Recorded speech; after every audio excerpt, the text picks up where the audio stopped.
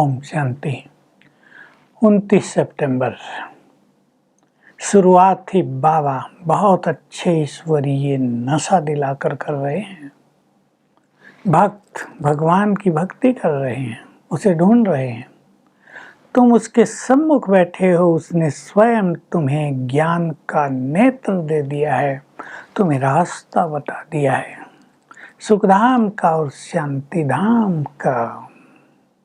तुम भक्ति करते करते नीचे उतरते आ रहे हो। भक्त भटक रहे हैं तीर्थों पर, मंदिरों में, दूर दूर पहाड़ों पर, और तुम बाप से योग लगाकर अपने विक्रम विनाश कर रहे हो।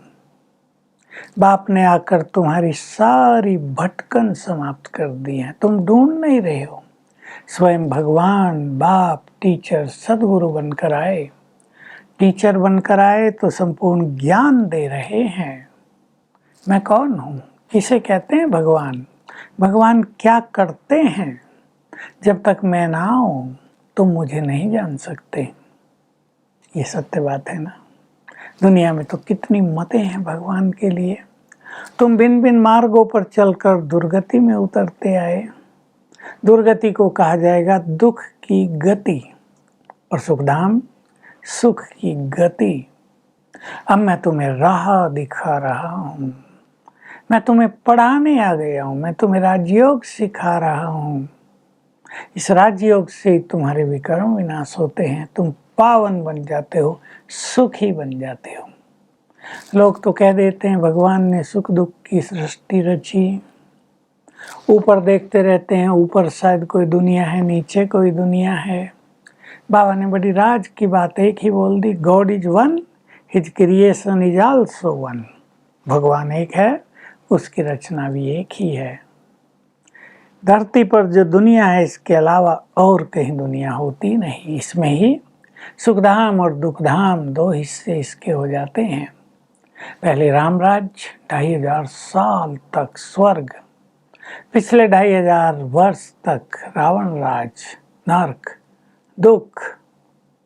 अब मैं तुम्हें विश्व का मालिक बनाने आ गया हूँ।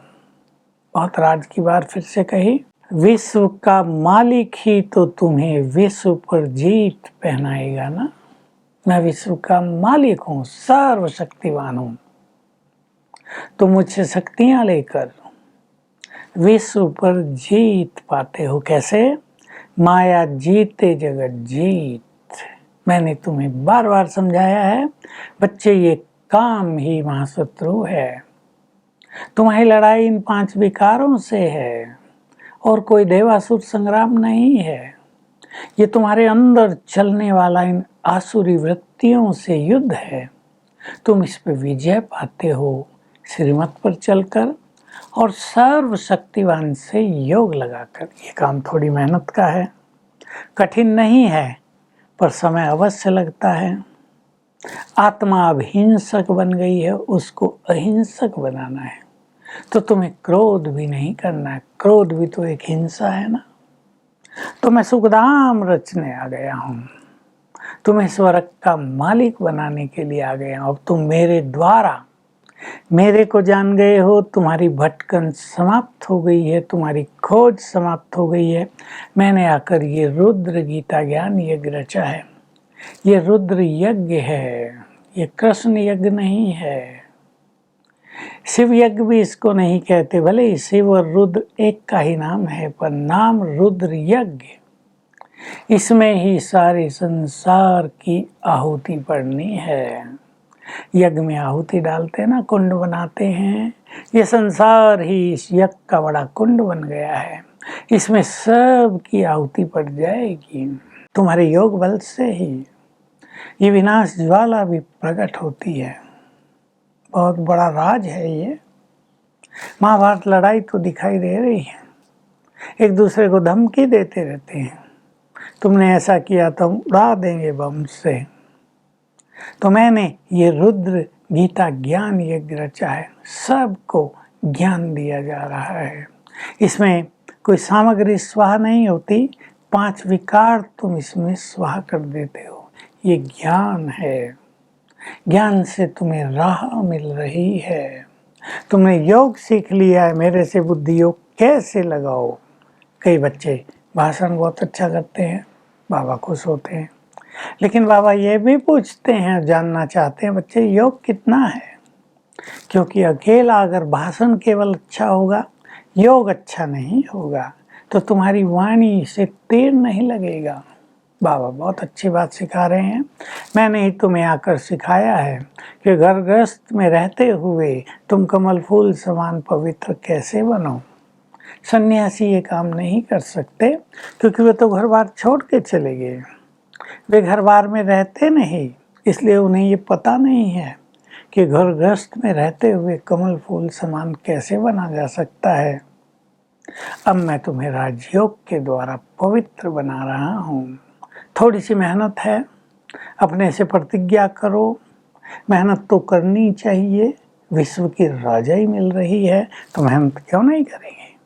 दुनिया में भी थोड़ा सा ही बड़ा पद पाना हो किसी को, कितनी रात दिन कोचिंग, मेहनत, पढ़ाई, भगवान से राजाई मिल रही है तो मेहनत क्यों नहीं करेंगे।